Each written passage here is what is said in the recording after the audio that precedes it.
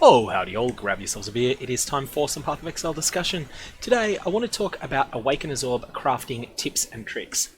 So, I want to outline exactly how the Awakener's Orb works and detail 5 possible crafts that you can create with them, and give some examples that other players have made of items that are available for trade on the Trade League economy. Now, just one thing that's important to say here is that Awakener's Orbs are extremely difficult to come across in solo self-found. Some people have made estimates that there's a 20% drop rate from Cirrus, and that's the only place in the game that you can get an Awakener's Orb. So you're going to need to kill Cirrus 5 times to, on average, get one, and that's at Awakener level 8, and even then, you're not guaranteed to get one. So you might find that these are tricks that are best for the trade leagues. Now, Awakener's Orbs are also very expensive, so it's important to be very careful with these crafts.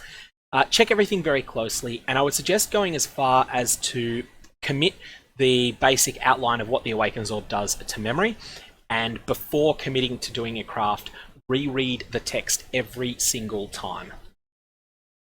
So, now these items are very powerful, but there's no guarantee that you'll be able to sell the final product in a trade league for more than it costs to create it, especially because some of these are fairly niche crafts, and whilst they might be absolutely perfect for some builds, if there's 20 people that want the item and there's 35 of them on the market, then it becomes very quickly a seller's market, a buyer's market, and sellers can end up taking a heavy loss.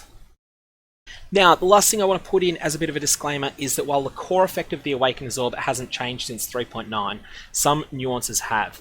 Specifically, some mods are mutually exclusive on items in 3.10 that were not in 3.9, such as double curse on hit rings. You cannot create double curse on hit rings anymore. You have not been able to do so for the entirety of the Delirium League, and as a result, the ones that exist already that are in the standard economy, that's the only place they're available, standard or permanent hardcore.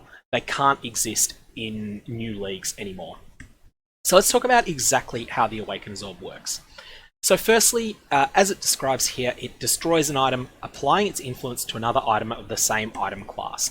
Item class basically means that both the items are rings, or both of them are one-handed maces, or that both of them are one-handed thrusting swords. So they're basically capable of rolling mostly the same core mods on them. The two items both need to be single influenced. The influences need to be different to each other, and neither of them can be corrupted. The first item is completely destroyed. Its enchantments, its item level, its base types, its links, its quality, etc., etc. All of this is gone irrevocably.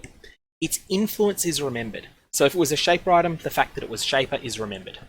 Up to one mod from that item is remembered, and this will be an influence-only modifier. So to give an example here, let's say that your first item is a Redeemer Ring. This is the pool of mods that can roll on Redeemer Rings. So let's say that it has Redeemer's 13 to 15% increased evasion rating. It will remember one of the Redeemer-only mods chosen at random. So if the two Redeemer mods that you've got are Tier 1 cold damage per frenzy charge and Tier 1 evasion rating, it will pick one of those mods at random and remember it, and additionally it will pick the fact that it is a Redeemer item and remember that. Everything else about that item is completely and utterly destroyed. So, the second item is Reforged. Notice that it uses the exact same language, Reforged as a rare item, as a Chaos Orb uses, or as the various essences that re-roll a mod an item entirely will use. So that's the Shrieking and Deafening essences, the ones that can reforge a rare item. So, it will. The second item is Reforged like a Chaos Orb. It keeps everything that a Chaos Orb would have kept. So this means that it keeps its influence status, it keeps its item level, its links, its base type, its quality, etc. However, the Awakener's Orb preserves up to one influence-only mod as well. So it will remember one of the mods, one influence-only mod, from the second item too. The final product of the Awakener's Orb is a rare item that has the influence type of both items. So the donor influence from the first item and the influence of the second item get merged together. It will keep up to one influence only mod from the first item up to one from the second item.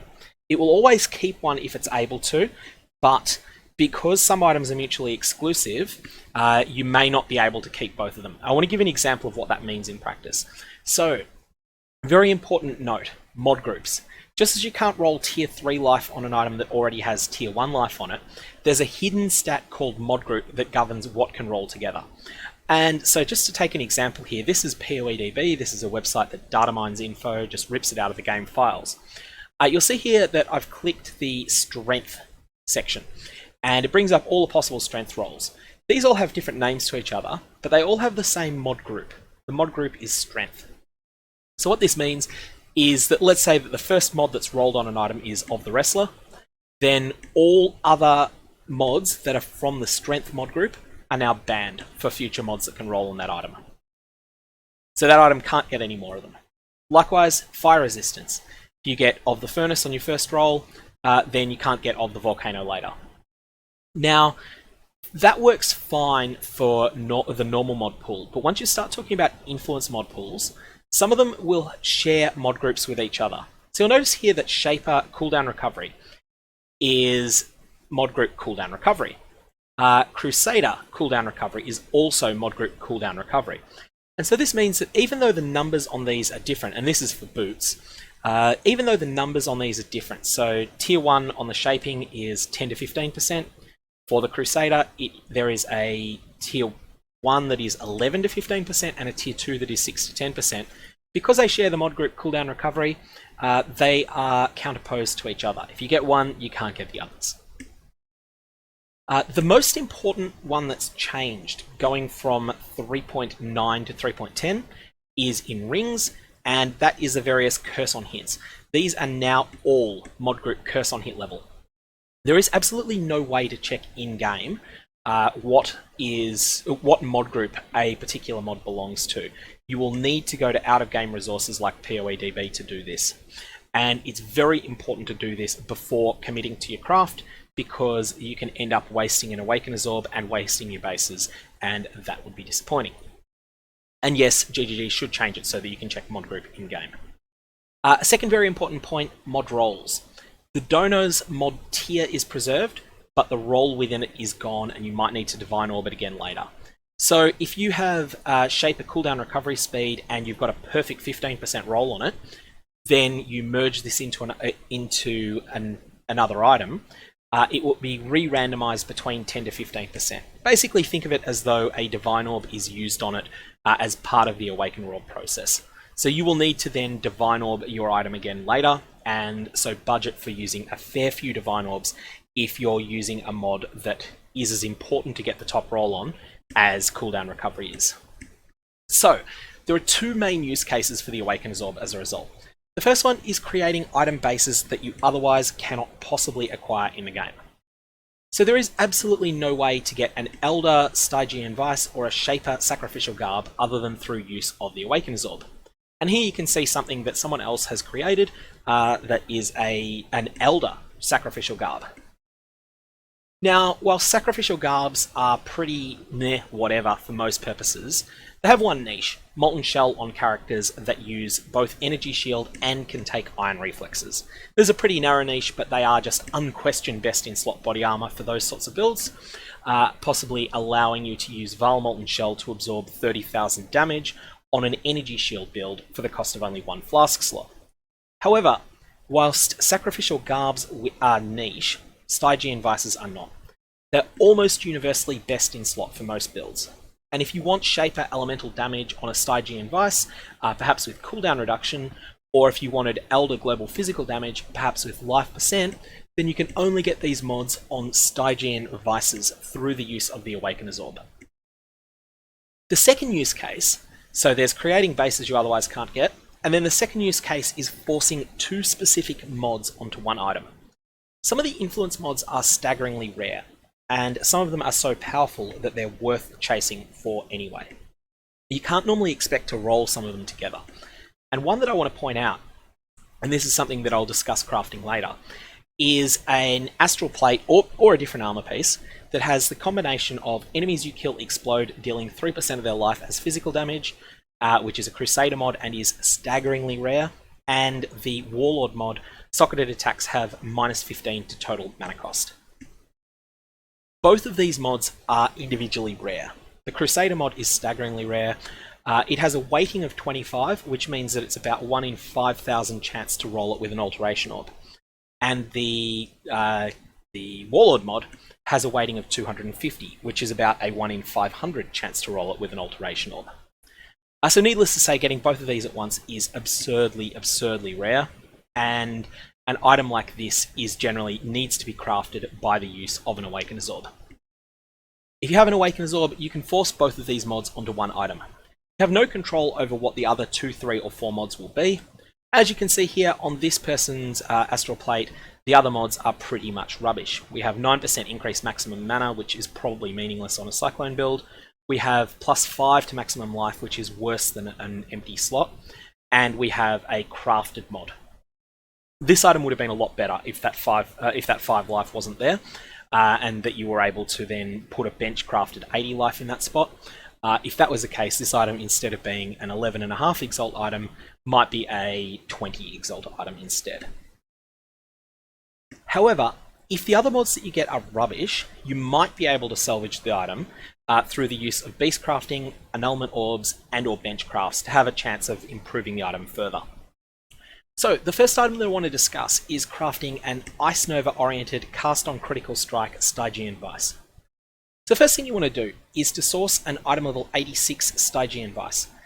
This can be done either through trading with other players that already have them, they're usually not very expensive, or by running tier 16 or higher maps.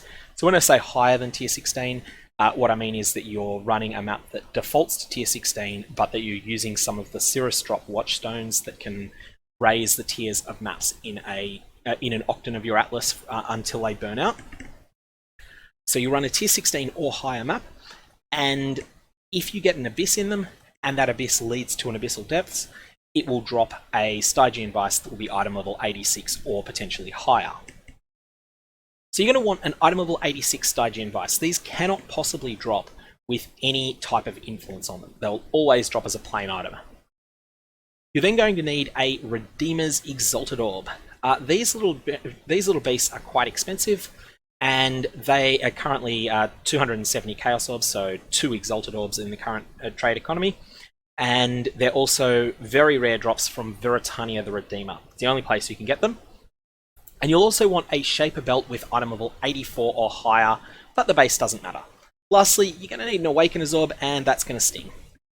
In terms of total cost for setup here, you're looking a little bit over 5 Exalted Orbs. You're going to need 3 for the Awakener's Orb, 2 for the Redeemer's Exalt, and a little bit for the other Nif-Naf. You're then going to need a lot of Alteration Orbs too, so we'll get to that later. Your second step is so step 1, you've sourced everything. Step 2, you're going to use the Redeemer's Exalt on the Stygian Vise.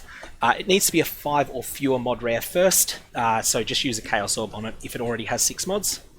And at this point, you have an item level 86 Redeemer Influence Stygian Vise that's probably not any good. Step 3, using Frigid Fossils and or Alteration Orbs. Roll the Redeemer Stygian Vise until it has 36 to 40% increased damage with hits against chilled enemies. So we'll bring up the belts mods that are available on PoADB and demonstrate what that mod is. So in the Redeemer section, you have increased damage with hits against chilled enemies. Notice this is available on item level 80 and higher Stygian Vises. The reason that we're using an 86 is that the marginal cost increase isn't very high. It's pretty much the same price to buy an item level 80 or an 86 Stygian Vise. And by using an 86, we have the chance to roll a couple of additional mods that could make the item much more valuable. So, this is neither common nor rare. You'll see that it has and as soon as I click it, it disappears. You'll see that it has a 500 weighting. If you're using Frigid Fossils, you should get this pretty quickly, but you might also get other Redeemer mods that you don't want. If you're using Alteration Orbs, then you should get it in... You probably get it within 150, but you might be unlucky and take a lot longer. Now, if it's alts you used, you're going to need to regal the item. So that's step 3, is to get a Redeemer belt that has that mod on it, specifically the top tier. Don't waste your Awakener's Orbs using the lower tiers. Now that you've got this, regal the item if it's magic, and then check very carefully to make sure that the item has no other Redeemer mods on it. If it does, either use Annulment Orbs and Hope, or go back to step 3 and just start re-rolling with Frigid Fossils and Alterations again. Once you've done this, you should end up with a rare belt that has exactly one Redeemer mod, and it is this one. Step 5, going to use Alteration Orbs and or Chaos Orbs to roll the Shaper belt, any base, so you can use a Chain belt or something that's really unpopular here, Cloth belt or something like that, until you have 16 to 20% increased cooldown recovery speed. This mod's actually surprisingly common. It's an 800 weighting, so you should get it pretty quickly. Which is good, because using Chaos Orbs or Alterations on this will add up quickly if it takes a while. Again, once you've got that mod, check very carefully to make sure that it has no other Shaper mods on it. Otherwise, you could end up with a tragedy. If it does, annul and pray, or go back to step 5. Step 7 is to read the text on the Awakener's Orb 5 times.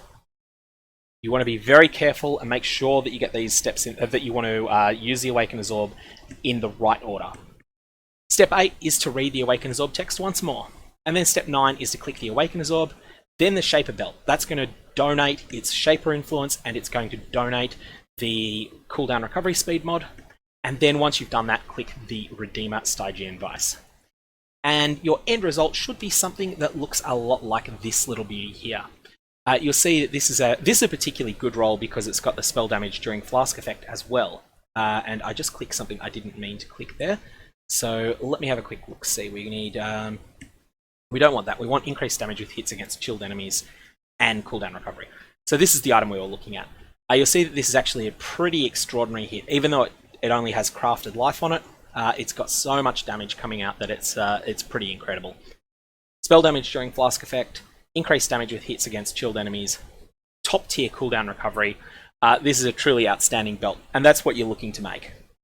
You've got no guarantee of getting this mod, and that would be very lucky, but you've also got a chance to get other highly desirable mods like life or better resist than this sort of garbage. And that's basically what you're looking at with this crafting strategy, and it's the first one. The end product is a Shaper and Redeemer Stygian Vise that has the 2 desired mods and will have 2, 3, or 4, chosen at random, other mods, which will mostly be garbage, but you might hit gold like this. Second craft I want to discuss is a pure spell damage and crit multi opal ring. Now, there's none of these available for trade, but I've got some pretty close items that I've been able to find that other players have got. So, step 1 is going to be to source to use the divination card, the Celestial Stone, to source a high item level Shaper opal ring. Shaper opal rings were extraordinarily expensive before this divination card was added. Now they're much more accessible than they used to be. And this will cost you about 150 Chaos Orbs for a set in a trade league. Maybe a little bit more, but because it's a pain in the ass to do all the trading, and 15's the average, but you might end up having to pay 18 to get them now. In any case, something around the order of an Exalt. Once you've got this, what you're going to want to roll it for is a Shaper specific mod, and that's the belts. We want the rings. A Shaper specific mod which is increased spell damage, 31 to 35% increased spell damage. Notice that this requires an item level of 82 on the ring as a minimum. We've got an item level 100 because we picked it up from the divination card. So, the second thing you want to do is to source an Awakener's Orb via trade or looting one yourself through good luck, and a Warlord ring that has the mod of the Conquest 20 to 22% increased critical strike multiplier, global critical strike multiplier. Again, not the rarest mod. What you want to do here, if you're in a trade league, you can just trade for a ring that already has this mod, that's already rolled with this mod, but that nothing else on it is good.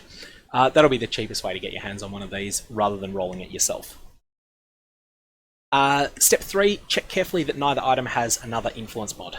And then step 4, Awakener Orb, merge them, click the Awakener Orb, then the Warlord ring, which is a donor item with the bad item level and the bad base, and then the Shaper Opal ring. End product will cost you about 4 Exalts or so, and 4 Exalts plus whatever it costs you to roll the individual mods that you need, which is the Shaper spell damage mod, and will be a ring that is somewhat similar to these Shaper and Elder rings, but instead of having the Assassin's Mark on hit mod, it will have the tier 1 spell damage. Of course, if you would prefer the Assassin's Mark on hit, the utility of the Assassin's Mark on hit, rather than the raw power of the spell damage, then you can use exactly the same process to craft that item instead. So ultimately, you can go either way that you prefer there.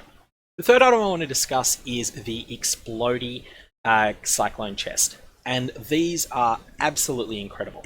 These are at a higher budget. The items that I've discussed previously can be done at the 5 to 6 Exalt range. This one, however, you're looking at spending maybe 15 to 20 Exalts to make. So, your first step is going to be to source a Crusader chest from another player that has the enemies you kill explode, dealing 3% of their life as physical damage mod already rolled on it.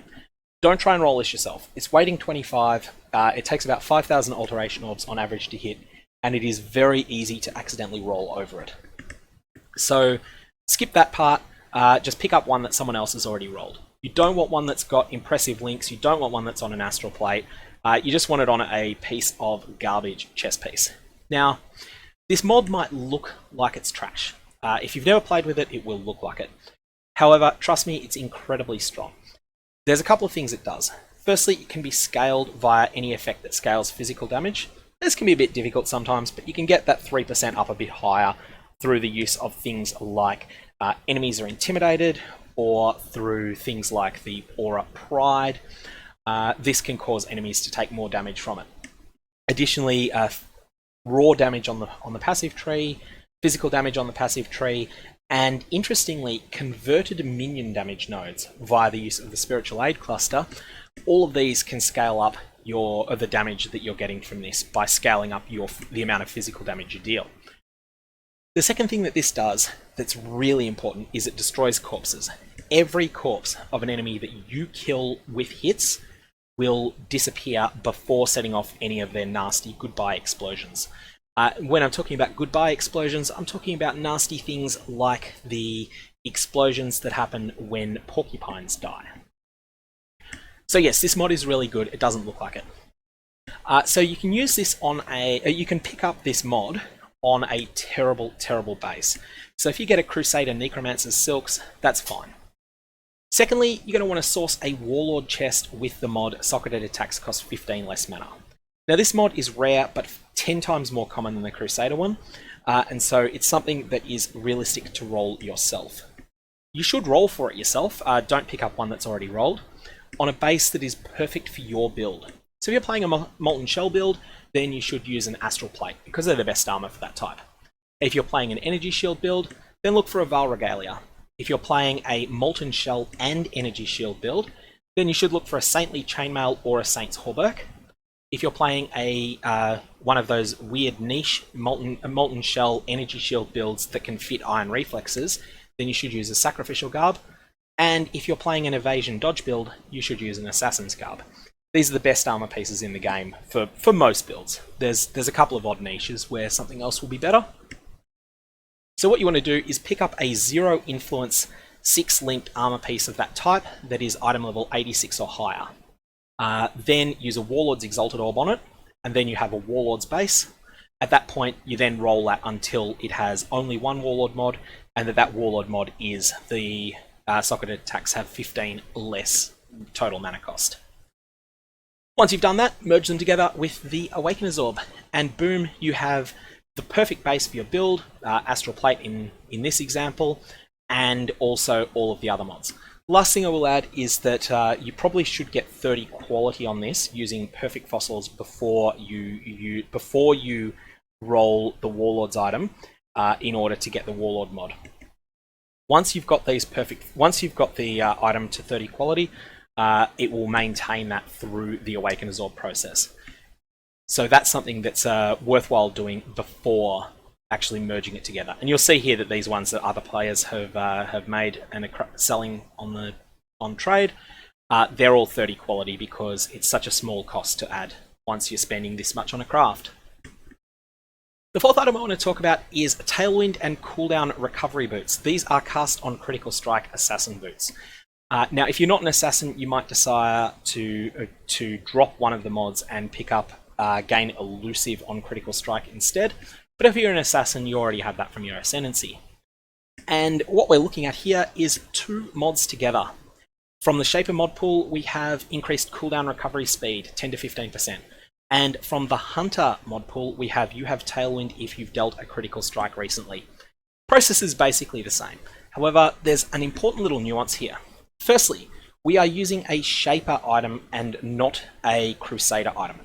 The reason for that is that for most players it won't matter whether you've got the Tier 1 Crusader version of the cooldown reduction mod or whether you've got the Shaper version. However, for one very important build type it does matter, and it matters a lot. And that is builds that use the unique item, the Eternity Shroud. They get a lot more benefit from a Shaper version. So for that reason, we're going to source the following items. Two-tone boots, item level 86 plus, that are either Shaper or Hunter influenced. You can do this two ways. Either you can find a set of 8 of item level 86 two-tone boots with no influence and then hit them with a Hunter Exalt, or you can find a set of item level 86 Shaper influence ones. They'll have to have dropped to have the Shaper influence on them. They'll have to have dropped for, that way. Firstly, get an okay enchant on this item using enchanted fossils. Then roll it for Tailwind if they're Hunter boots, or cooldown recovery if Shaper. The other mods don't matter, just get that one mod that matters. Step 2, source the other mod on bad boots. Step 3, Awakener Orb, combine them. Remember, the second item to click is the two-tone boots. Step 4, hope to see 35% move speed. If you hit 35% move speed and Tailwind and cooldown recovery, you have hit the jackpot. When I say the jackpot, you've probably hit 50 Exalts or more. If you don't get it though, there are options at high budget via metamod crafting that are beyond the scope of this video, or you can do what this guy's done and make do with a crafted 24%. The fifth and final craft I want to outline is Helm Enchant Shenanigans. And this is something that I'm not going to do an actual example of, but I want to give a bit of a sense of how high budget players might want to get themselves a Shaper influenced helmet for builds that are built around the unique item, the Eternity Shroud. So the Eternity Shroud is one of the more expensive unique pieces of armor in the game at the moment, and it is incredibly powerful. So here's the Eternity Shroud. You'll see that it goes for 9 Exalt 6 linked, and it has life, it has chaos resistance, it has invasion and energy shield, but then it's got the key lines. Gain 3 to 5% of elemental damage as extra chaos damage per Shaper item equipped. That'll always be 5%. You'll always divine this to 5%, even if it stuffs up the other rolls. And hits ignore enemy monster chaos resistance if all equipped items are Shaper items. This means that you're going to want an item that has a Shaper. You want a helmet that is Shaper influenced, and it might also be that you want a unique helmet as well. So what we're going to do is go through how you would go about if you were playing a build that wanted Fractal Thoughts being an absolutely amazing all damage helmet, and you want to use this in conjunction with the Eternity Shroud and a particularly good helmet enchant. Here's how you go about getting that. So let's say that the helmet enchant that you want is Barrage fires an additional arrow. Barrage fires an additional projectile. You're going to find a Val mask that has Barrage fires an additional projectile already on it. It doesn't need to be Shaper, and we're going to use the Awakener Orb to bypass getting a Shaper one. Once you've got that, smash it with any of the Conqueror's Exalted Orbs. At the moment, that's a Redeemer's one, but that might change. Market conditions might change. It may be that Hunter's ones are cheaper in the future. So smash it with a Redeemer's Exalt, and then grab yourself another unwanted Shaper helmet. Can have any mods at all, and merge the two with an Awakener's Orb. So the first item, the donor item, will be the Shaper helmet. The recipient will be your Val mask that is Redeemer influenced, and then you will end up with a Shaper and Redeemer influenced Val mask that has the Barrage enchant on it. At this point, all you need to do is grab yourself a huge amount of Chance Orbs and a huge amount of Scouring Orbs and scour Chance until you get Fractal Thoughts. Now, a couple of things that you need to know about this. Firstly, this works for Fractal Thoughts because it is the only Val mask that is the only unique Val mask that can be generated by Chance Orbs. There is another Val mask, the Vertex, but that is an Uber at 3 drop only. And so for that reason, you're able to get your hands on a Shaper influenced. You're able to basically add Shaper influence to a Val mask that already has the right enchant on it, and then generate exactly the item that you want. This is the step that's expensive is of course sourcing the 0 influence Val mask with the correct enchant. That step may hurt a lot. However, it is doable, and usually you'll find that you can get any particular base. As long as you're not fussy about the item level, you should be able to find in a trade league the right base and the right enchant. Then you're going to be spending a lot of time scour chancing this. But eventually, if you've got the budget, the end result can be worth it. You'll wind up with a Fractal Thoughts that you can use in conjunction with your Eternity Shroud, and that has the right enchant on it. And you'll be able to do that without spending a full mirror in currency buying it from another player. You can do this for any enchant. Obviously, it's more important on the ones that have a bigger impact, like the Barrage one, that end up as more multipliers. Anyways, I'm going to leave it there. So in summary, the five crafts that I've discussed here are Ice Nova, Cast on Critical Strike, Stygian Vises, Shaper and Redeemer. The second one was Pure Spell Damage, Shaper and Warlord Opal Rings with Crit Multi on them. The third one was the classic Explodey Cyclone chest with the -15 mana cost to make all your mana issues go away, whilst also having the Exploding Rod from Crusader Pool to make enemies go away.